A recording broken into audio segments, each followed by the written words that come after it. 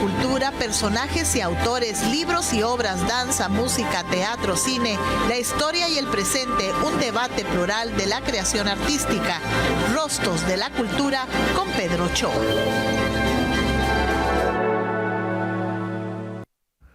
Muy buenos días, es un gusto saludarlos nuevamente en Rostros de la Cultura, en el programa correspondiente a la fecha de hoy, 23 de septiembre de 2023. Y me da mucho gusto recibir en los estudios de Rostros de la Cultura al maestro, al historiador Carlos Lascano. Bienvenido a Rostros de la Cultura, Carlos, es un gusto tenerte aquí con nosotros. Muchas gracias, Pedro, y agradezco la oportunidad que me das de compartir con tu público algunas de las experiencias recientes, ¿verdad? Que ahorita vamos a comentar. Claro que sí, Carlos. Bueno, Carlos Lascano, pues no es un rostro nuevo en Rostros de la Cultura, porque nos ha acompañado en otras dos ocasiones. Ha sido historiador, como ustedes saben, originario de Ensenada, pero voy a pedirle que él me lo explique mejor. Carlos, háblanos un poco de tu formación y de tu encuentro y tu interés por la historia de Baja California. Sí, mira, yo originalmente soy geólogo, yo estudié geología en la UNAM, pero siempre tuve la vocación de ser historiador, ¿verdad? Sí. De hecho, originalmente yo quería estudiar historia, pero mis padres me desanimaron. Sin embargo... ¿Con qué argumento te desanimaron tus padres? Pues que me iba a morir de hambre, ¿verdad? Que iba a terminar dando clases, ¿verdad? Sí. Y bueno, les hice caso y quise estudiar geología, que también me gusta mucho. Me dijeron lo mismo, pero ya no les les escuché, ¿verdad? Ya dije, miren, si me muero de hambre, ya veo que otra cosa me dedico. Claro. Y estuvo bien porque en cierta manera yo retomé mi vocación de historia y se ha enriquecido mucho gracias a mi conocimiento de la geología. Claro. Fue afortunado que realmente me desanimaron, porque ni dejé la vocación de historia y se enriqueció con los conocimientos de geología, ¿verdad? Sí, entonces, de alguna manera se parecen la historia y la geología. Tratas de encontrar algo, de descubrir algo, ¿no? La geología en realidad es la historia de la Tierra. La historia de la Tierra. ¿Verdad? Es una especie de historiador, nomás que nos vamos mucho más atrás de la historia humana. Sí, antes de que apareciera el hombre en la Tierra incluso, sí, ¿no? Sí, desde los orígenes del planeta Tierra. Bueno, y estando estudiando historia, ¿te interesaste particularmente por la historia de nuestra entidad, por la península de Baja California? Sí, siempre es lo que más me motivó, la historia de Baja California. Pero sin embargo, si quieres analizar a fondo, necesitas conocer la historia de México, la historia de España, la historia del mundo. O sea, todas las historias están enlazadas, ¿verdad? Y no es la excepción la de Baja California. Entonces, para entenderla bien, hay que entender los mecanismos de historias de varios lugares del mundo, ¿verdad? Pero siempre mi centro es la historia de Baja California, ¿no? Sí, porque para entender bien la historia de Baja California tienes que conocer al menos historia de México, de Norteamérica y de Europa y particularmente de España, ¿no? Efectivamente. Sí. ¿Y cuándo empiezas a publicar, Carlos? Vieras que de temas históricos, mi primera publicación salió de temas históricos el año 2000.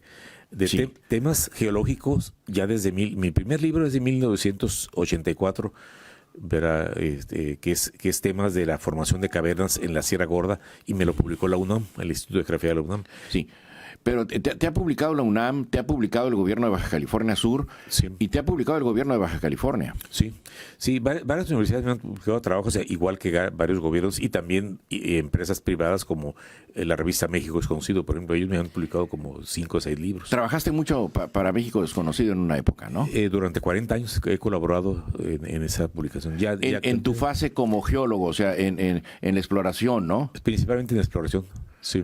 Sí. Pero de todo el bagaje que representa la historia de la península de California, así le voy a llamar, a la península, te empezaron a preocupar ciertos temas en particular. Sí. A mí me da la impresión, porque hay publicaciones previas, te empezó a interesar muchísimo la historia de la palabra California.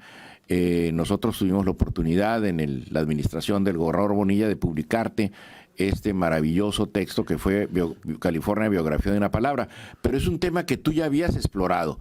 ¿Qué es lo que te motivó a estudiar en particularmente este vocablo, que además es una palabra muy bella? Sí. Recuerda que el tema de la historia, la biografía del nombre California, surge de mis estudios de las primeras navegaciones que descubrieron Baja California, las de Hernán Cortés, estamos hablando. Correcto. De la cuarta década del siglo XVI, ¿verdad? Entonces, al estar analizando estas navegaciones, me di cuenta que es en ese marco, es en ese contexto que el nombre California surge.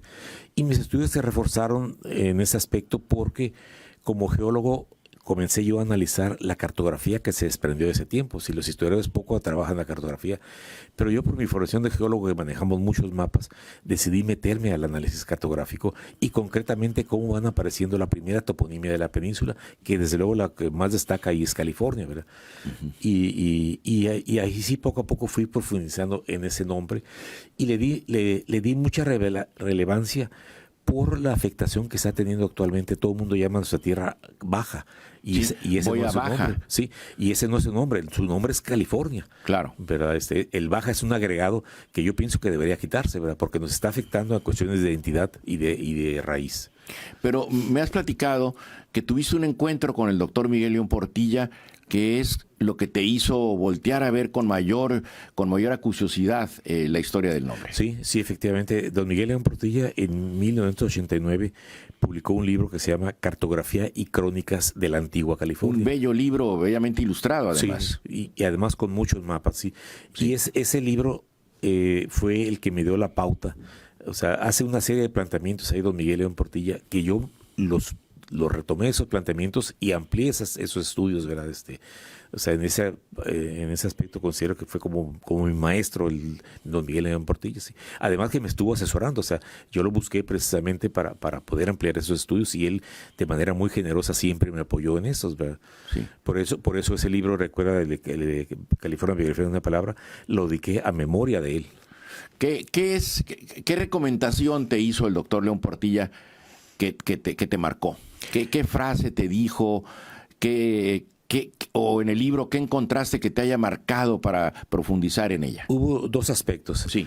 Uno de ellos fue el análisis de los mapas. O sea, don Miguel León Portilla analiza con mucho detalle los mapas, ¿verdad? Y eso fue como para mí encontrar una beta. Sí, porque el mapa te habla, ¿no? Pero hay que saberlo leer, ¿no? Da mucha información, ¿sí? Sí. Y como tú dices, hay que saberlo leer y pocos historiadores realmente analizan con detalle La mayoría toman el mapa, es un documento como si fuera una simple referencia, ¿sí? Pero en realidad da mucha más información que eso, sí, el mapa te dice bastante, pero hay que saber interpretarlo. Claro. Entonces eso para mí fue clave el ver este tipo de análisis que hizo don Miguel en ese libro, sí.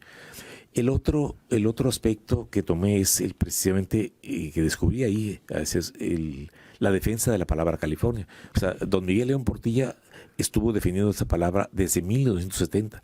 O sea, cómo ya desde entonces había una tendencia a que se fuera diluyendo el nombre, ¿verdad? Y él tuvo una defensa muy importante, apasionada incluso, sobre Yo de él aprendí esa defensa. O sea, también en este caso estoy retomando esa defensa que él inicia. Sí, de alguna manera León Portilla inicia esta lucha por preservar el nombre de California para la península, ¿no? Yo creo que él es el pionero de esta defensa. Sí. Es el pionero de esta defensa, sí, porque a él le irritaba mucho, ¿no? Sí. Incluso le llamaba la California mexicana, te acordarás. Exactamente. Y don Miguel León Portilla, bueno, hay otros historiadores que también retomaron a don Miguel, como por ejemplo don Eligio Moisés Coronado. Allá en La Paz. En La Paz, don David Piñera aquí en Tijuana, ¿verdad? Por supuesto. Y había otros que somos los que retomamos esa propuesta de don Miguel, ese análisis del nombre California y la defensa del nombre California, ¿verdad? Sí. Carlos, y hablando ya en materia, ¿cuál es el primer mapa sobre la península de California? El primer mapa ¿de qué año es? Es de 1535, durante la expedición de Hernán Cortés a la península. O sea, Cortés llega a la Bahía de La Paz, ¿verdad? Y se la pasa un año, ¿verdad? Entonces manda a explorar, manda a recorrer, y como resultado de esa expedición sale el primer mapa, ¿verdad? De lo que es actualmente nuestra tierra. En este primer mapa aparece...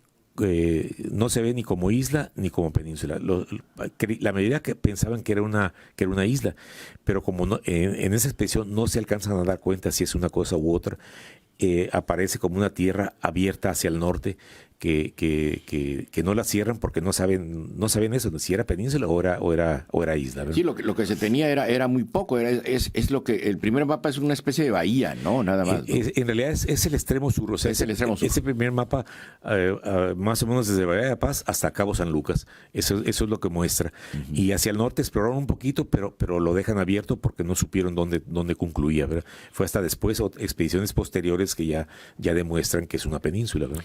Y ahí aparece ya el Puerto California. Ya aparece el Cabo California. Cabo California. Recuerda que el primer lugar que se llamó California fue el hoy Cabo San Lucas, el Cabo California, y de ahí mismo brinca, en esa misma expedición, brinca del Cabo hasta al resto de lo que estaban explorando, ¿sí? A la península y hasta el norte. Me explicabas que la presencia española fue hasta muy cerca de Alaska o incluso Alaska. Hasta, ¿no? Alaska, sí. En las expediciones posteriores, recuerda que claro. Cortés no pasó de la península y durante muchos años se consideró California únicamente a la península. A partir de 1622 se considera el nombre California llega a lo que actualmente es la California estadounidense. Sí. Y a partir del siglo XVIII el nombre de California se extiende hasta Alaska. Sí. ¿Verdad? Pasado Cortés hay otros exploradores muy importantes y hay particularmente uno en que San Diego le rinde un homenaje anual, permanente, que es Cabrillo. ¿Por qué es tan importante Cabrillo para California, Estados Unidos? Sí, recuerda que Juan Rodríguez Cabrillo fue el que descubrió la actual costa de la California estadounidense. Sí. Su navegación fue de 1542 a 1543, la manda el virrey Antonio de Mendoza y descubre, a partir de lo que había encontrado Cortés, la península, pero continúa más al norte por el Pacífico y llega hasta más o menos a la altura del paralelo 42, que es el actual límite entre Oregon y California. Entonces, toda esa costa la descubre Juan Rodríguez Cabrillo, su navegación, y desde luego en lo que actualmente es la California estadounidense, lo primero que descubre pues, es la Bahía de San Diego, que él la bautizó como San Miguel. San Miguel, porque llegó el día de San Miguel, ¿no? Sí. Oye, pero y Cabrillo es quien descubre que Baja California no es una isla, que la península, vaya, no es una isla, sino que está pegado al macizo continental. No, esto lo descubrió en 1539 Francisco de Ulloa, que esa fue la última navegación que envió Cortés. O sea, 4 años después de la llegada de Cortés. Sí, exactamente. ¿Verdad? Esa navegación de Francisco de Ulloa es del 39 al 40 y recorre todo el litoral del Golfo de California. Sí. Entonces descubre la desembocadura del río Colorado y se dan cuenta que es una península. ¿Sí? Le da la vuelta al Cabo San Lucas, explora el Pacífico y llega a la altura del paralelo 30, que es más o menos la altura del Rosario, ¿sí? Al sur de San Quintín, hasta ahí llega Cabrillo, Ulloa. Y a partir de ese punto, Cabrillo continúa las exploraciones y llega, te digo, hasta el norte de California, sur de Oregon. ¿Cabrillo qué nacionalidad era? Él era español. Era español. Mucho tiempo se pensó que era portugués, ¿no? Que era portugués, sí, pero ya se demostró ahora de manera contundente que era español, ¿no? Español, en un navío español también. Enviado por expediciones, o sea, todo era español. Todo español. Ajá. Bien. Sí, porque Cabrillo, que acaba de ocurrir, porque hay una ceremonia muy importante, tú lo sabes, en Ensenada y en San Diego, ahora en septiembre, que es la salida de Cabrillo hacia San Diego, ¿no? Sí. Sí, se hace una fiesta, una conmemoración de la navegación de Juan Rodríguez Cabrillo en los dos lugares, Ensenada y en San Diego. O sea, gracias a esas exploraciones es que ahora conocemos nuestra península como tal como está, ¿no? Sí, efectivamente. Bien, pero tú has seguido trabajando otros temas, otros personajes, particularmente al padre Quino. Sí. Y es un libro que también pudimos publicar en la administración del gobernador Bonilla hace unos años, es en este caso en colaboración con el ITESO. Y este libro tan importante acaba de ser presentado, el maestro Lascano lo acaba de llevar justo a Italia, justo a la ciudad donde nació el padre Quino, y él ha regresado y ha tenido los reconocimientos importantes del municipio, de la ciudad del padre Quino, donde fue a presentar justamente el libro. Platícanos de esta extraordinaria experiencia, sí, Carlos. Fíjate, este libro del padre Quino en California, ¿verdad? Ha sido uno de mis libros más exitosos, sí, y que más satisfacciones me ha dejado, porque presento una tesis muy novedosa sobre la obra del padre Quinos, y la cual ha sido ampliamente reconocido esa aportación, un punto de vista que no se había tomado en cuenta antes. ¿Sí? Ese libro ya lo he presentado en muchos foros. ¿Sí? Estuvo en Sonora, he hecho como unas 20, 30 presentaciones. En distintas ciudades. Sí. En la Feria del Libro de Guadalajara, en la Ciudad de México, lo presenté en San Diego, lo presenté en Tucson, y recientemente me invitó la provincia de Trento, al norte de Italia, a presentarlo. Que esta provincia de Trento es donde nació el padre Quino. Sí. Él es nativo de un pueblo que se llama Segno, que está a 30 kilómetros al norte de la ciudad de Trento. ¿Sí? Y ahí en Segno y en Trento tienen una memoria, guardan la memoria del padre Quino. ¿Sí? Hay un centro cultural y un museo muy importante sobre la obra del padre Quino. ¿Sí? Entonces, de hecho, hay una fundación que se llama Fundación Cultural Quino, que esta fundación reúne fondos para apoyar obras de interés social en las regiones de Sonora y Arizona, donde trabajó el padre Quino. ¿Sí? Entonces han hecho una labor muy, muy buena. Y esta fundación es la que me invitó a presentar Pero antes de que nos platiques del viaje, platícanos un poco de la formación y de la personalidad de Quino y sus aportaciones a Sonora y a Baja California. Sí, recuerda que Quino nació en 1645, ahí Sí. en esta región de Trento, perdón. 100 años después de la llegada de Cortés a la península, un poco para ubicarnos en el tiempo. Sí, ¿no? 110 años después. Entonces, Quino, él desde joven fue una persona muy destacada, llevó estudios universitarios, y de hecho a él de esta región había un rey o un príncipe que lo invita a que se quede y sea el tutor, el maestro de sus hijos, pero Quino no aceptó porque él quería ser misionero. Y él deseaba ser misionero porque él en su juventud, cuando tenía 16, 17 años, estuvo muy enfermo, gravemente enfermo, se pensaba que iba a morir, y él se encomendó a San Francisco de Javier. Y él prometió que si se curaba, si se sanaba, iba a ser misionero. Y además quería ser misionero en China, porque justo ese había sido el objetivo de San Francisco Javier, ¿verdad? Y efectivamente Quino se restablece y cumple su promesa. ¿De qué enferma? ¿Se sabe? No se sabe muy bien de qué. El hecho es que estuvo grave, Sí. ¿verdad?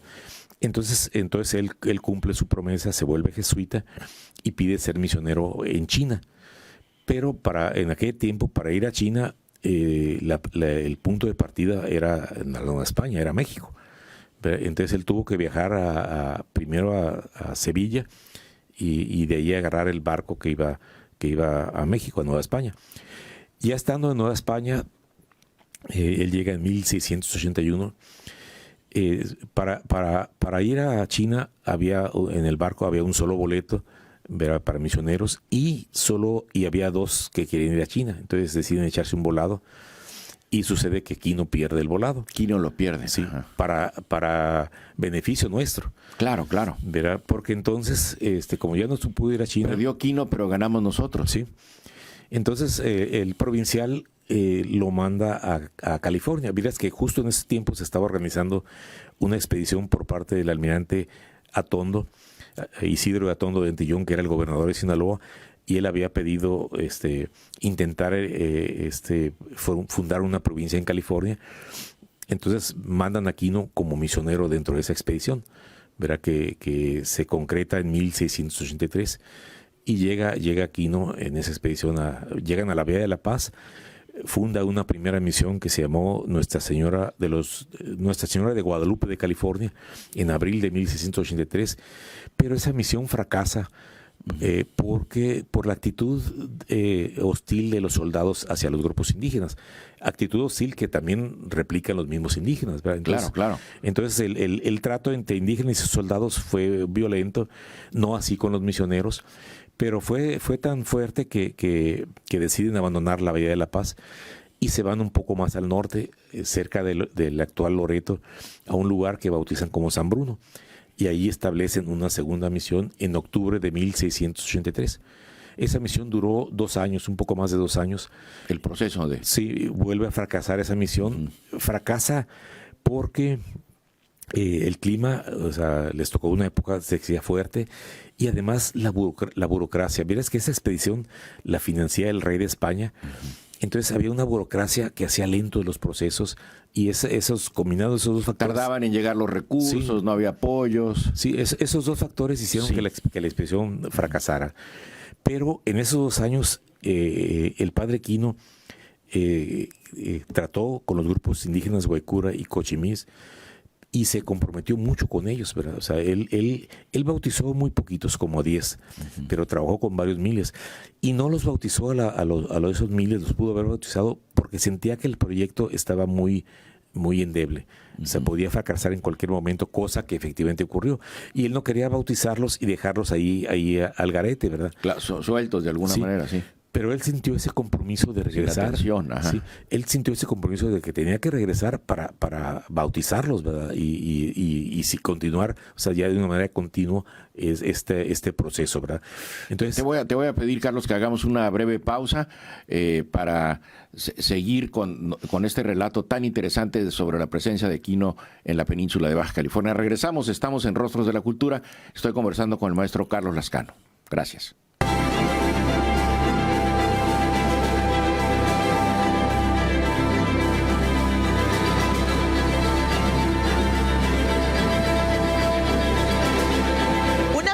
La cultura, personajes y autores, libros y obras, danza, música, teatro, cine, la historia y el presente, un debate plural de la creación artística. Rostros de la Cultura con Pedro Cho.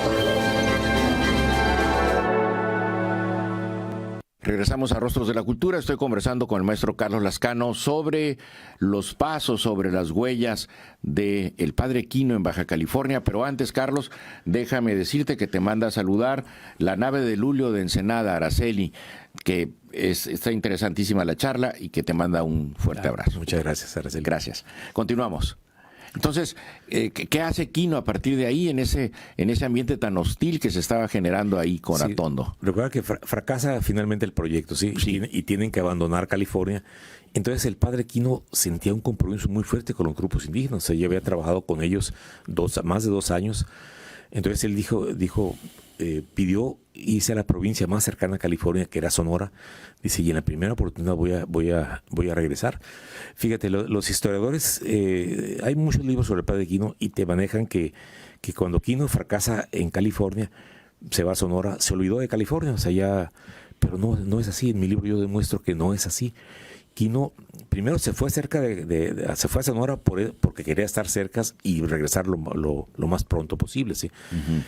Al estar en California, Quino se dio cuenta, además del problema de una geografía difícil, y se dio cuenta que las misiones de California nunca iban a ser sustentables, iban a necesitar un apoyo de fuera.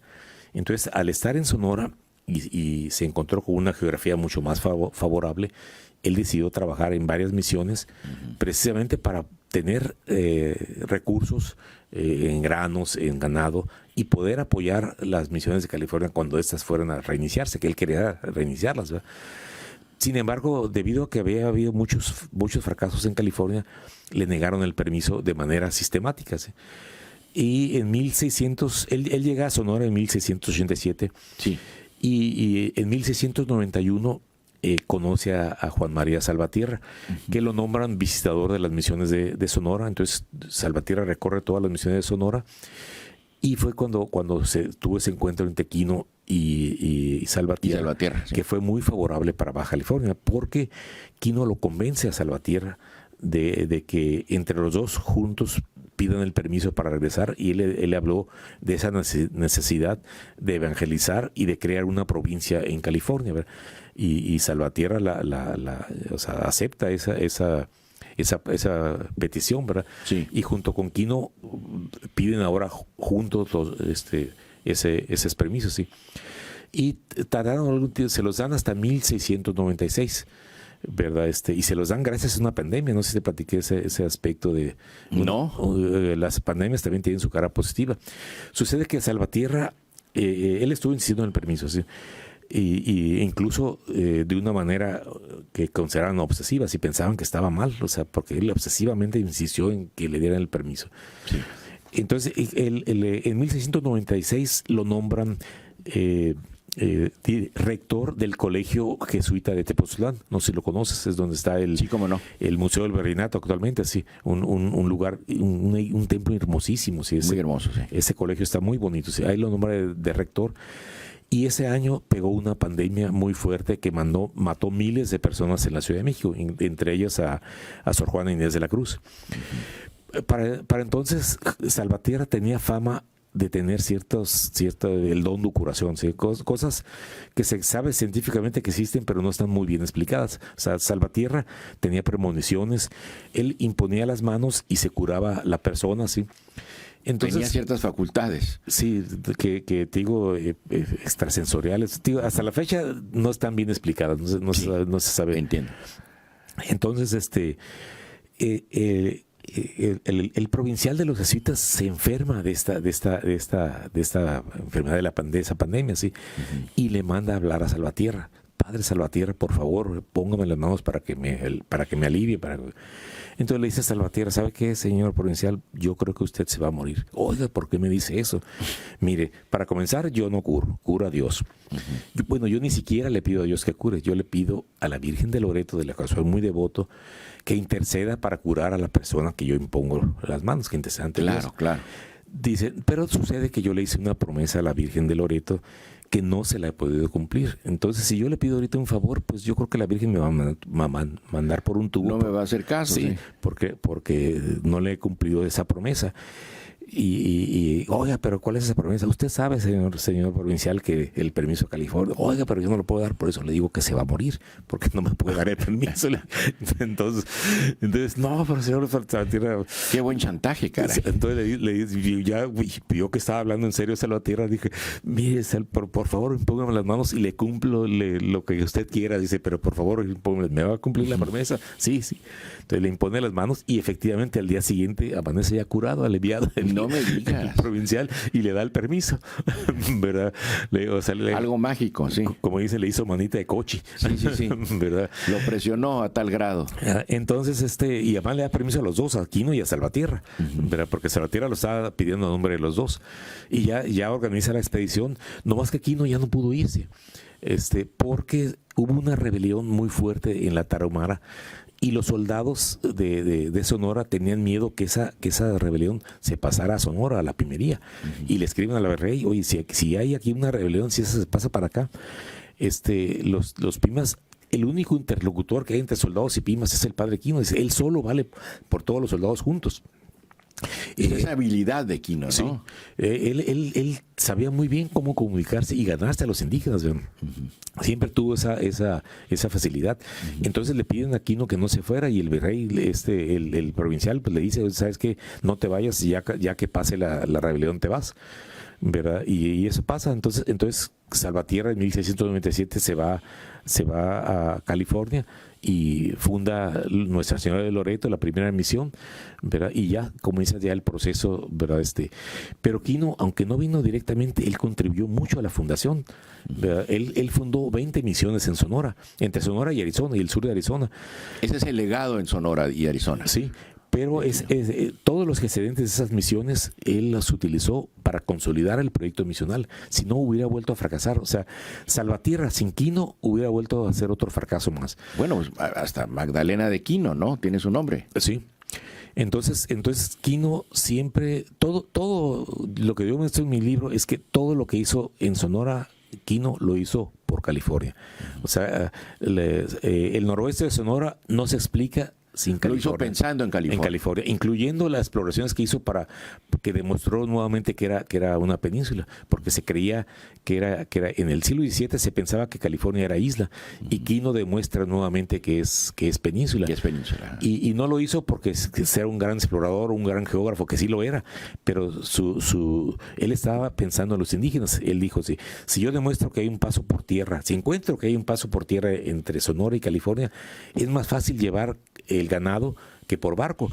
Por barco, que eran lanchones en realidad, llevaba 20, 30 cabezas de ganado, con frecuencia se hundían, se perdía todo. En cambio, por tierra él pensaba llevar 2,000, 3,000 cabezas de ganado y se van a morir 1,000 en el camino, pero van a llegar otras 1,000, claro. y con eso resolvemos de fondo el problema. Esa fue una de las motivaciones de sus exploraciones, ¿verdad? O sea, fue mucho lo que contribuyó Quino por California. Yo lo considero el cofundador de California junto con Salvatierra, ¿no? Sí. ¿Y en Baja California cuántas misiones funda?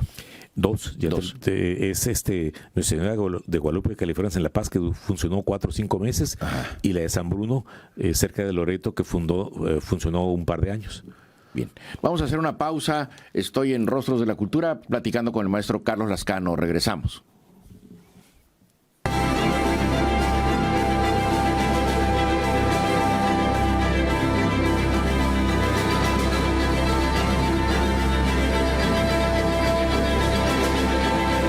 A la cultura, personajes y autores, libros y obras, danza, música, teatro, cine, la historia y el presente, un debate plural de la creación artística. Rostros de la Cultura con Pedro Cho. Pues todo este trabajo que has documentado sobre Quino, lo plasmaste en un libro extraordinario. Ahorita vamos a ver algunas imágenes. De casi de 1,000 páginas este trabajo extraordinario que hiciste sobre Quino, y es lo que te llevó a presentarlo. Aquí tenemos esta fotografía, es un libro extraordinario, coeditado entre el gobierno de Baja California y el ITESO. Es lo que te llevó a presentarlo a la península, a la provincia de Trento. Platícanos cómo se dio la invitación y dónde estuviste, Carlos. Sí, verás que yo a la gente de Trento los conocí, es la provincia donde nació Quino. Sí. Porque cuando estaba haciendo esta investigación, yo fui a visitar, yo quería conocer la ciudad, el pueblo donde nació Quino. Aquí está esta imagen del monumento, ¿no? Sí, esa estatua está en Segno, que es el pueblo natal de Quino, muy cerquita de Trento. Sí. Mira qué bella imagen. Entonces, desde ese tiempo yo contacté a la Fundación Quino, pero me trataron muy bien. Y les dije que estaba haciendo la investigación, ¿sí? Y yo les fui poniendo al tanto de los avances que tenía. Sí. ¿Verdad? Entonces, cuando terminé el libro, yo les mandé el PDF, ¿sí? Y les gustó mucho. Uh-huh. ¿Verdad? Entonces, aparte yo lo presenté en Tucson, porque se dio la siguiente coyuntura. Actualmente hay un proceso para canonizar al padre Quino que va muy avanzado. Que tiene varios años, me explicabas. Desde 1966, cuando se encontraron los restos de Quino ahí en Magdalena. Sí. Y recientemente, justo cuando estaba publicando el libro, el Papa declaró venerable al padre Quino. Y de eso ya solo hay un paso para que sea la canonización, que es la de... Y ya nombrarlo venerable ya es un grado alto, ¿no? Sí, está a un paso de ser canonizado, y ese paso significa demostrar que el padre Quino intercedió por un milagro. Se hizo un milagro por él, sí. Y sucede que la diócesis de Tucson dice que hay un milagro ya atribuido al padre Quino, y lo querían poner a consideración del Vaticano, ¿verdad? Este milagro es durante la pandemia, un sacerdote de la diócesis de Tucson se enfermó del COVID. Un sacerdote mexicano, ¿sí? Entonces, cuando se enfermó, la madre de este sacerdote fue a Tucson a cuidarlo. Y entonces se puso muy mal el sacerdote, al grado que declararon muerte cerebral. Uh-huh. ¿Verdad? Y ese sacerdote había decidido donar sus órganos si muriera, ¿verdad? Y recuerda que para la donación de órganos los tienen que extraer del cuerpo estando recién muertos, porque deben estar frescos, digamos. Sí, claro. Entonces los médicos, cuando declaran la muerte cerebral, lo querían desconectar para poder extraer los órganos. No más que la madre de este doctor, de este sacerdote, se opuso, y el argumento que les dijo es que ella había encomendado a este sacerdote al padre Quino y estaba seguro que el padre Quino iba a interceder para que se curara, ¿sí? Uh-huh. Eso fue en la noche. Al día siguiente se recuperó el sacerdote. O sea, no se recuperó de un día para otro, pero comenzó a funcionar su cerebro y ya pasó un año y actualmente está totalmente recuperado ese sacerdote. Quiere decir que le dejaron los órganos. Bueno, estoy haciendo una broma. Bueno, aquí te vemos en esta imagen, Carlos. Aquí estás presentando tu libro. Sí. Se lo están comentando. ¿Dónde es esta imagen, por favor? Esto es en Segno, en el Centro Cultural Quino, que es un museo, sí, una biblioteca, ¿verdad?, que está dedicada a guardar la memoria del Padre Quino. Entonces se hacen eventos ahí con frecuencia, ¿verdad?, sobre el Padre Quino. Entonces, la presentación de mi libro se hizo dentro del marco del 378 aniversario del nacimiento del Padre Quino, que fue el 10 de agosto, ¿verdad? ¿Y qué tantas noticias tenían de Quino en sus presencias en estas tierras? No, bastantes. Bastantes. O sea, tiene una biblioteca muy completa. Pero les faltaba tu libro. Sí, exactamente. Les faltaba tu libro. Y estoy viendo un mural allá al fondo que parece que tiene signos mexicanos también. Ese Hay mural, un caballero águila por ahí. Sí, ese mural lo hizo un artista plástico sonorense, sí, ¿verdad? Irineo González. O sea, refleja la historia de México, pero en el Quino, en el contexto de la historia de México, ¿sí? Claro. ¿Verdad? Y es un mural muy bonito. Sí, es el mural principal de esa sala, ¿no? Sí, Y exactamente. esta es la sala de conferencias. Sí, exactamente. ¿Verdad? Bien. Entonces, estuviste en el Centro Cultural Quino, estuviste en la iglesia, estuviste con la alcaldesa también, ¿no? Sí, la alcaldesa nos recibió muy bien, ¿verdad?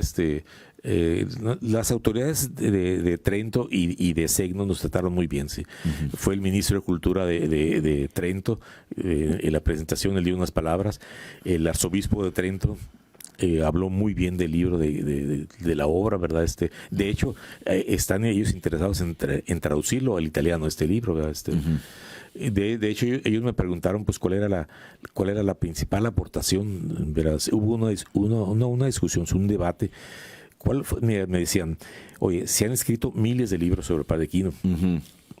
¿Cuál es tu aportación? ¿Qué aporta este nuevo? Sí. Lo que ya te comenté, este libro demuestra que la obra de Quino en Sonora y Arizona estuvo en función de California. Antes no se había tomado en cuenta este no lo habían entendido así. Sí. Pero además surgió algo que por lo cual te felicito y nos da muchísimo gusto. No sé, algún consejo, algún comité, le entregarán tu libro al Papa para fortalecer este proceso de canonización. Sí, exactamente. Recuerda, para ese proceso de canonización tomaron algunos elementos de mi libro. Entonces, el viaje fue dos objetivos: la presentación del libro, sí, y ir a la curia jesuita con el promotor de la causa de Quino, sí, precisamente para reforzarla, ¿sí? Entonces, y es la curia jesuita la que lo va a presentar. Sí. De hecho, ellos son los que le están dando un seguimiento. Sí. Entonces, se comentó cuando ya se organizó bien lo del viaje, comentaron la posibilidad de que pudiera entregarle personalmente el libro. Perdón que te interrumpa, ¿con quién estás aquí, Carlos? Aquí es con la alcaldesa de Segno, la señora Julia Cava, sí, que nos atendió muy bien. Sí, aquí está dando ya una conferencia oficial dándonos la bienvenida, claro, en la presentación del libro de Quino, sí. Verá, aquí estamos entregando el libro de Quino al Centro Cultural Quino, precisamente ahí en Segno, ¿verdad? Y hay el proyecto de traducirlo al italiano. Sí, exactamente. Mira, aquí estás con el libro, muy orgulloso. Sí. Es un libro que muchas satisfacciones me ha dado. Fue una investigación que duró 8 años, ¿verdad? Es un libro, déjenme decirle al auditorio que no pueden ver el grosor del libro. Es un libro de casi 1000 páginas, Carlos, ¿no? No, casi, tiene 1080 páginas. 1080 páginas, perdón. Y lo hiciste en coedición. Sí, mi coautor es el doctor Gabriel Gómez Padilla, sí, de la Universidad de Guadalajara. Él es el principal experto en Quino, sí. Nomás que él nunca había trabajado el tema de Quino en California. De hecho, este es el primer libro que hay sobre ese tema. Ajá. Y por eso esas visiones originales. ¿Y este personaje? Este es Alex Tini, que sí, él es el ministro de Cultura de Trento. El ministro de Cultura de la provincia. Sí, de la provincia de Trento, exactamente. Fueron otras autoridades, fue una diputada, sí, ¿verdad? Y aquí no tengo foto de ella, pero las autoridades políticas nos trataron muy bien. Igual las religiosas, porque fue el arzobispo de Trento y el arzobispo emérito de Trento. o sea, el interior, ¿verdad? O sea, estuvieron las autoridades políticas, estuvo la alcaldesa, Sí. estuvo las autoridades eclesiásticas y las autoridades culturales también. Sí. O sea, llamó la atención tu libro de todas estas instancias. Sí. Aquí es el pueblo de Segno, al fondo se ve el templo donde fue bautizado el padre Quino, que todavía se conserva la pila bautismal, ¿verdad? Él fue bautizado en 1645, o sea que ya tiene buen rato ese Sí, cómo templo. no. ¿Verdad? La provincia de Segno es muy bonita, es una región hermosa en los Alpes, ¿verdad? Colindando con Austria. Es muy al norte ya, ¿no? Sí, Entonces, por las Dolomitas, ¿verdad? ¿Cuál es el siguiente paso para el libro de Quino, particularmente para esta investigación que has realizado? Ya se presentó en Italia. Sí. Hay el proyecto de hacer la traducción al italiano. Eso te llenaría de orgullo porque llegarías a mucho más lectores. Sí, ¿Estarías en la presentación de esa versión en italiano próximamente? Vieras que probablemente esto se haga el próximo año. De hecho, ahí tengo dos propuestas. Publicarlo en inglés también, Sí. la traducción en inglés por parte de la Universidad de Arizona. Que es muy importante también, ¿no? Sí, desde luego, porque en Arizona hay mucho aprecio por la obra del padre Quino. Contrario a lo que hay, por ejemplo, en California, que ven mal a veces a Fray Junípero Serra, acá incluso los grupos indígenas pinos actuales ven muy bien a la figura del padre Quino. Si ya ellos me invitaron, presidente, hace un año a presentarlo, presidente, ahí por parte de las agrupaciones indígenas de Tucson. ¿Verdad? Y aprovechando tu presencia en Italia, enviaste tus otros libros a España y hubo también reacciones muy positivas, ¿no? Sí, envié los dos libros, el libro de California, Biografía de una Palabra, y Cortés en California, ambos publicados por la Secretaría de Cultura. Sí. ¿Verdad? Y vieras que han tenido una acogida muy buena, ¿sí? ¿Verdad? El cronista de Medellín, España, donde nació Cortés, que es un gran historiador, ¿sí? Me mandó un análisis del libro que es bastante favorable, ¿sí? Igual otro historiador. ¿Qué te decía básicamente el cronista de Medellín? ¿Alguna óptica que él no conociera a fondo de la presencia de Cortés en California? Sí, lo que más ha sorprendido es el análisis cartográfico. El análisis cartográfico. Sí, en los dos libros, esa es una gran aportación, sí, ¿no? En los dos libros hago un análisis cartográfico profundo, ¿sí? Tanto en California como en Cortés. Sí. En el de Cortés voy presentando una serie de mapas de cómo va avanzando el perfil cartográfico de México a medida que van siendo exploradas las costas del Pacífico mexicano. Dale una idea al público. ¿Cuántos mapas has incluido en el libro de California? En el de California fueron 180 mapas y en el de Cortés fueron 150. 150. ¿Verdad? Esa es una investigación muy nutrida, ¿no? Sí. Una de las cosas que digamos que avalan los historiadores españoles es la aportación de los mapas, ¿verdad? La aportación documental. Presento muchos documentos también sobre Cortés, ¿verdad? Y me meto a fondo a una historia de Cortés muy desconocida, como es su participación en la exploración. Bueno, desde mi punto de vista, él fue el que descubrió prácticamente todo el Pacífico mexicano. Estamos hablando de 8,000 kilómetros de costa. O sea, con mis estudios, aunque yo comencé con la relación de Cortés con California, pero en realidad me di cuenta que exploró todo el Pacífico mexicano, no solo el Pacífico mexicano. No solo California, pero Claro. Incluso es un libro que sorprendió a Duverger, ¿no? sí. Otra cosa que yo hago ver en ese... Perdón, Carlos, tenemos que hacer una pausa. Sí. Regresamos en unos minutos para seguir conversando sobre ya el caso de Cortés en California. Regresamos.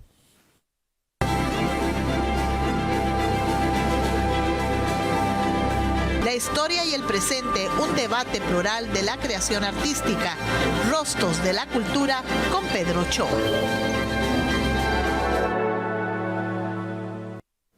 Bueno, nos quedamos en esta plática sobre Cortés y en la pausa platicamos de una de tus grandes aportaciones que fue recorrer la península a pie para conocerla mejor. Sí. ¿En qué año fue eso, Carlos? Eso fue en 1989. En 89. ¿Cuál fue tu objetivo con esta caminata? Conocer mi tierra. Conocer tu tierra a fondo. A fondo, exactamente. Yo sé que recorrer la carretera es una embarradita. Sí, Conocer claro. la pie ya cambia radicalmente. Sí, es otra visión, ¿verdad? Sí, y desde luego de ahí ya comencé realmente a meterme en la historia, la geografía, la historia natural. O sea, comencé realmente a conocer Baja California. Bien. Y recorriste, bueno, que las rupestres, las bahías, la sierra, todo. Al terminar esa caminata hice una lista como de 200 lugares que tengo que regresar, que todavía no la termino después de más de 30 años. O sea, es tan rica nuestra tierra. O sea, te fuiste tomando apuntes, claro. Sí, claro. Y fotos, ¿no? Tomé miles de fotos. Llevé un diario, ¿verdad? Lo publiqué, me lo publicó el Archivo Histórico de La Paz. Sí. ¿Verdad? Espero pronto sacar una nueva edición. ¿Cómo se llama ese libro? Ese se llama Vestigios de la Antigua California. Porque es lo que encontré en este recorrido. Lo que fue muchos del camino misionero, las misiones, ¿verdad? Los ranchos que se derivaron de los primeros soldados misionales, ¿verdad? Tradiciones como las fiestas patronales que vienen del tiempo de las misiones, ¿verdad? Encontré una riqueza, ¿no? Sí, cultural, sí. Y me sorprendió unas tradiciones que vienen de la época misional vivas todavía, ¿verdad? Claro. Estamos a punto de concluir el programa, pero quiero regresar al tema con el que empezamos esta conversación, Carlos, que es este misterio que envuelve el origen de la palabra California. Si nos pudieras platicar brevemente cuál es tu visión sobre este libro. Esa es un poco la aportación del primer libro que publicamos. Sí, recuerda que la palabra California viene de la novela Las Heras de Esplandián, sí, publicada por primera vez en 1510. En Sevilla, ¿no? En Sevilla, España, sí. Realmente no sabemos el autor de dónde tomó esa palabra. No sabemos de qué lengua es. Pues el califa. Significa. Verás que lo más probable es que sea de origen árabe, sí, ¿verdad? Que tenga que ver con califa, califato, ¿verdad? Pero no se ha podido demostrar. Yo pienso que nunca se va a poder demostrar. ¿Y en lengua árabe qué significa califa o califato? No se sabe. No se sabe. Hay otros que piensan que viene del francés antiguo, por el término califerne, de la canción de Roldán, ¿verdad? De Roldán, sí. Que es otra hipótesis que también tiene cierta fuerza, ¿verdad? Pero las dos son especulativas. ¿Sí? De hecho, todas las teorías que hay son especulativas y no es posible demostrarlas. Cuando no hay elementos suficientes para demostrar. Lo único cierto es que sabemos que viene de la novela Las Heras de Esplandián y de ahí se tomó para bautizar nuestra península. Sí. Bueno, de ahí lo toma, los conquistadores. ¿Qué es lo que les hace relacionar la novela con el paisaje que están viendo? Fue porque llegan primero fue el Cabo San Lucas. Sí. La lengua de piedra de Cabo San Lucas que remata con el arco, sí, pero es una punta de piedra. ¿Sí? Sí. Entonces, los soldados de Cortés, mi conclusión es que cuando los soldados de Cortés llegan ahí y ven esa isla, esa lengua de piedra, sí, es muy parecida a la descripción que dan de la isla California en la novela Las Heras de Esplandián. Será motivo, Carlos, de otra invitación muy generosamente aquí a Rostros de la Cultura, que nos hagas el favor de acompañarnos. Con mucho gusto. Muchísimas gracias. Nos vemos el próximo sábado. Gracias, Carlos Rascano. Gracias a ti.